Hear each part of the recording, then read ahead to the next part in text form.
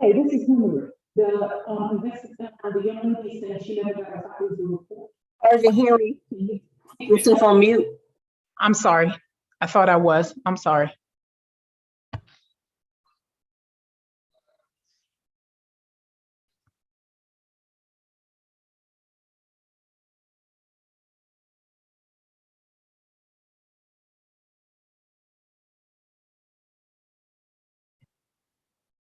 Okay, we are live. Let me resume the recording. So we are back in the record again. I'm Judge Tamika West. I'm presiding over the preliminary hearing in the matter of State of Georgia versus Daniel Moose. The state has presented this case, and now the defendant, who's represented by Attorney Mark Jackson, is calling his first witness, that being Crystal Moyer. Your witness, Attorney Jackson. Thank you. I'm going to swear her in, Your Honor, if that's okay. Do I need to do that? Go ahead and do that. Yes, you can go ahead and do that. Okay. Ms. Moyer, would you raise your right hand, please? Do you swear and affirm to tell the truth, whole truth in the matter before you today involving Danielle Moose? Yes, sir. Okay, you can put your hand down. Could you state your full name, please? Crystal Ann Moyer. And Ms. Moyer, are you currently, and I know this is probably a crazy question, but are you currently located in the Clayton County Jail? Yes, sir. And back on September 3rd of 2022, were you located at the Clayton County Jail? Yes, sir. Okay. And during that time, around approximately 11 a.m., it looks like, did you witness an altercation between an inmate and did you witness an altercation Yes, involving the alleged victim, Ms. Preston? Yes, sir. And can you tell the court what you observed at that time? Well, the officer was doing roll head count, and then I guess her and the girl got into it, and the girl was, she was cussing her out, and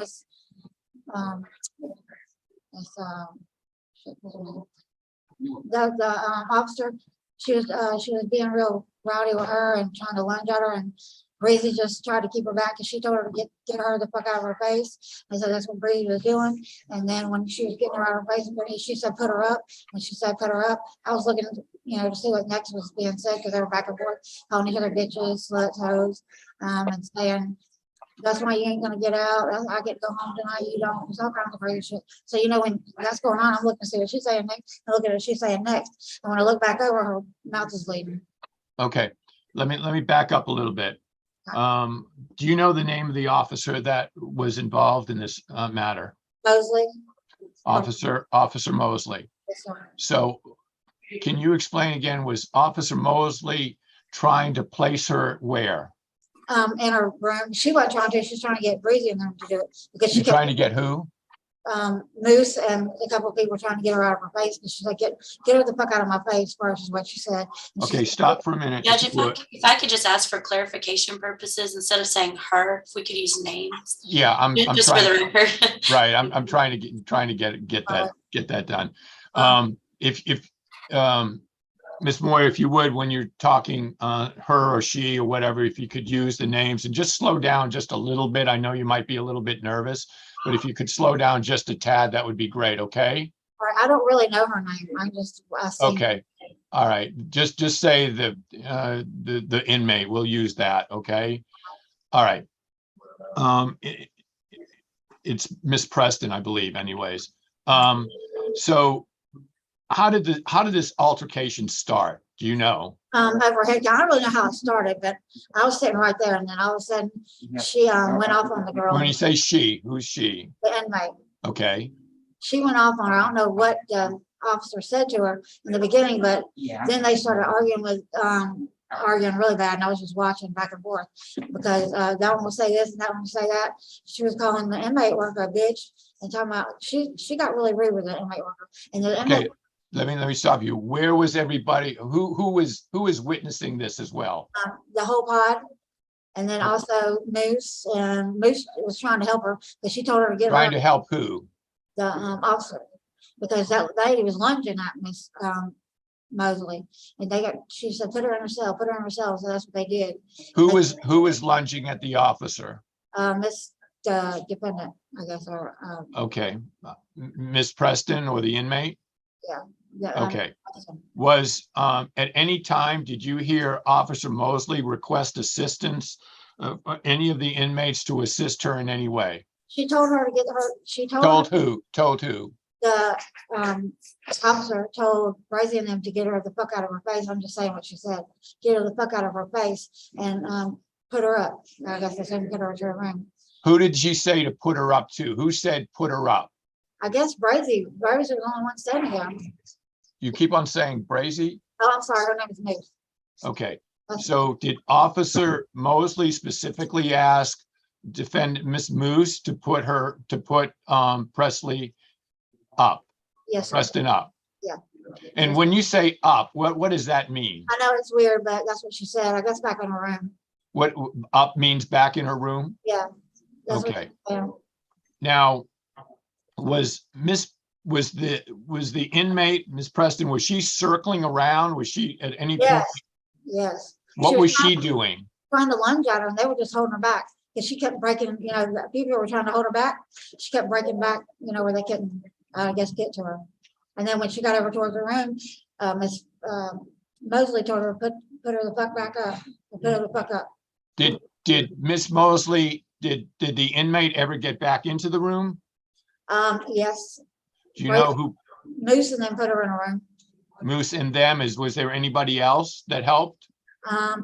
There was, I'm trying to think who all was over there. I just know it was Moose. I don't really know who was over there, but there was like 3 other people.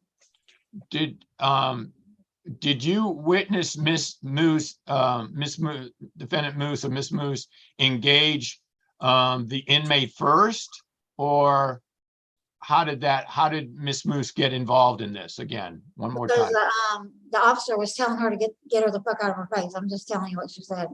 Okay. That's what she was saying. And so Moose said, hold on. And she, sorry, yeah, that's right. She kept lunging at her, you know, like lunging at her, like she was trying to get to her. So I Who told her, kept on lunging at who? not defendant, but the other one, whatever we call it. The officer? Yes, sir. No, was lunging at the officer. Lunging at the officer. So we're trying to hold her back. And she told her to put her up. Okay. Let me ask you a question, Ms. Moyer. Has anybody suggested to you or asked you to testify on their behalf and to say that this event took place, that it was? No, sir.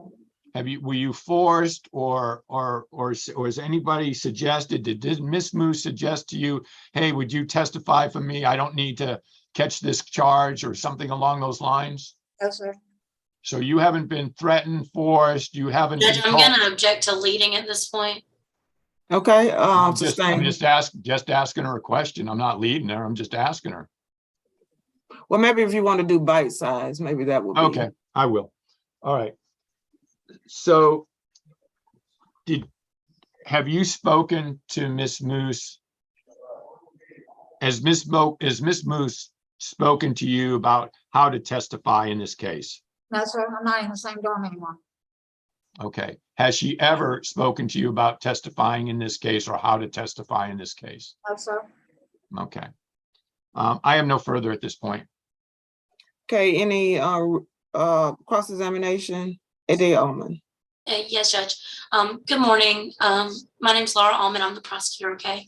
So if I say something you don't understand, feel free to ask me to speak louder or to clarify it, all right? Okay. Now, you're currently incarcerated in the Clayton County Jail, that's correct? Yes, ma'am. And you're being held on charges of giving false information to law enforcement officers? Yes, ma'am. Okay, and you're also represented by Attorney Mark Jackson in a separate case, isn't that correct? Yes, sir. Okay, and earlier you stated, and this is like the very first time that you told your version of events, that you all of a sudden you basically looked over in that direction and then the victim, Miss Preston, was bleeding. Is that correct? Correct. But you also said you don't know how that happened. Like I said, when I turned, talked to see what Miss Mosley had to say, I turned back and I didn't hear what happened. Okay. Miss Mosley was saying some stuff, and I was Okay. looking at her while she was saying it. So it's your testimony today that you are not able to say whether or not defendant Moose struck the victim, Miss Preston, correct? Correct. I just But said, you're able to give enough information about other things that this victim supposedly did to Right. Miss Moose, is that correct? Correct. Okay. No further information or no further questions, Judge. Okay. Attorney Jackson, any redirect? I have none at this time, Your Honor. Okay. Okay, at this time, do you have any other witnesses? No, Attorney Your Honor. Jackson? Okay, we're ready for closings. ADA Almond? Yes, Judge, I'll waive opening. Okay, Attorney Jackson. Your Honor, And real quickly, if we want to bring the defendant back forward, Mrs. Moose, thank you. Miss Moyer, I'm sorry.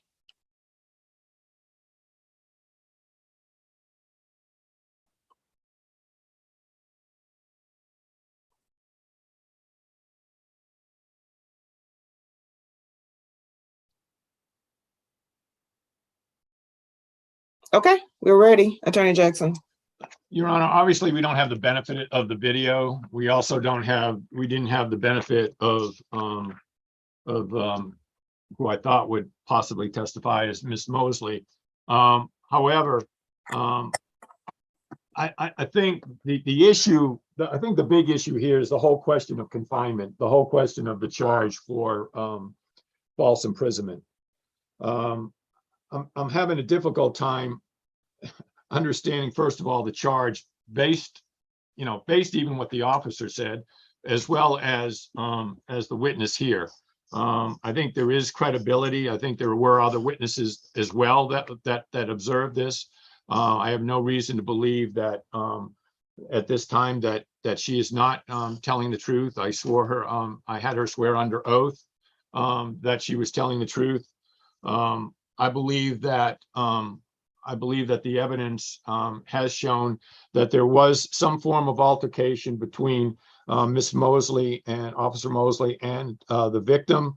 That the defendant, Miss Moose, did intervene, but did intervene under the request of Miss Mosley. I think this goes down to as no good deed goes unpunished. In regard to the false imprisonment, under the statute, under 16-541, this isn't an arrest. To confine her, she's already in confinement. And, as to being detained, I think the same thing goes with the confinement. She's detained. She's detained in a facility. She's also, the other thing is, if for the sake of argument, there was a moment here. We're talking, a very brief time in which this incident took place. And, there's no place really for that she can really go. There's no place that she can leave. So Miss Moose didn't keep her from walking out the door or leaving the facility. And if we're talking about just a few steps, I don't think that reaches the level of false imprisonment. I just don't believe that the battery charge, I'm not necessarily contesting that at this point, but the false imprisonment charge, I absolutely don't see it. I'm not sure that you can have, a false imprisonment charge unless she was thrown into some type of closet, and that no one has mentioned that, or kept in some location for a period of time. If her movement was detained for briefly, I believe it was based on the testimony of Miss Moyer and what happened. But again, even if it wasn't, it was so momentarily that I don't see how you could come to raise this to a false imprisonment. Okay. So I would ask the court to dismiss the false imprisonment charge. Okay, May I respond, Judge? yes, it's your opportunity. Yes, Judge, thank you. It's the state's position that this was in fact a false imprisonment as well as a battery. Lieutenant St. Jean testified that he observed the video, and on that video, essentially the defendant or the victim, Ms. Preston, is trying to get around this defendant who is acting aggressively to prevent her movements. And Judge, what the statute requires is that a person is confined or restrained in violation of their personal liberty and without lawful authority. Just because somebody is an inmate and incarcerated in the jail doesn't mean that they give up their personal liberty. The victim in this case, Ms. Preston, absolutely has the liberty and the right to walk around in her pod freely and within the confinements of the Clayton County Jail and subject to the rules of the Clayton County Jail, certainly. However, this defendant cannot take it upon herself to restrict Ms. Preston's movements to the level that she did. And what the lieutenant testified to is that the victim tried to get around her several times, and it was only when this defendant was acting aggressively towards her that she was unable to do that. And Judge, I'd like to point you to some case law, and this is Greer versus the state, Grier versus the state, 276, Georgia at 655. This is a 2005 case. In response to counsel's argument that even if there was some sort of detention or confinement or restriction of movement, that it was just somehow very brief, not to rise to the level of a false imprisonment. And in fact, what that case says is there's no minimum period of time that a person has to be restricted for the crime to be completed. However brief that detention is, that's going to be sufficient under the law. And so that is not a viable argument, certainly to say that however brief the restriction was, again, there's no requirement under the law that it be for a certain period of time. Now, again, the argument that because the victim's somehow in jail and she doesn't have, the pod is not big, or she doesn't have a lot of room to move around, it doesn't matter. What matters is what the law requires is that her movement is restricted by this defendant in some way and without authority. And I find it to be and what Lieutenant St. Jean said is that he spoke to Miss Mosley, or CO Mosley, and what she said is that she never gave this defendant permission to restrict this victim's liberty, her movement, or to put her back in the cell. It seems to be a convenient story that Ms. Moyer is stating here today. And in fact, I think it's interesting that Ms. Moyer was able to recall very specifically details of what other people were saying, what this defendant, facts that is certainly helpful to the defendant, but not helpful to the state. And she seemingly conveniently has forgotten how the victim even got those injuries to her face. And I'd like to point out to the court that the injuries were so severe that the victim, in fact, had to get stitches. So, Judge, we'd ask you, the state asks that you bind the charges over as is. Any further legal issues can be resolved at a jury trial. And certainly that's something that the state will deal with at that time. The standard of proof is probable cause. The state just has to give you a reason to believe that this defendant committed the crimes that she's accused of committing. And I believe we've done that here today through this testimony. Thank you, Judge.